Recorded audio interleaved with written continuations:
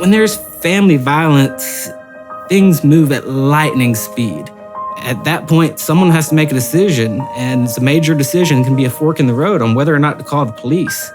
And so I recommend you go through the civil process. Instead of getting the government involved, just needs to be you against the family member or whoever that there's violence. As a victim, you can protect yourself in a way that doesn't destroy your family member or your friend or whoever it is that you were hanging around that y'all got into an altercation. If you are a person who's been accused of family violence criminally, I'm here to protect you. I can negotiate with the state. There's a much higher burden of proof beyond reasonable doubt in a criminal case, whereas a civil case, it's a lower burden.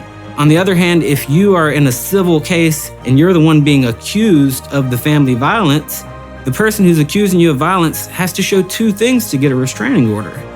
They have to show that the family violence occurred, and they have to show that there's a likelihood that it's going to occur again. If there's just an isolated incident, but there's been a history of no problems, then this is a situation where you need to forgive one another, move on. If you want to get a divorce, you can pursue that. But you may not be able to get a protective order unless you can show that it's likely to happen again.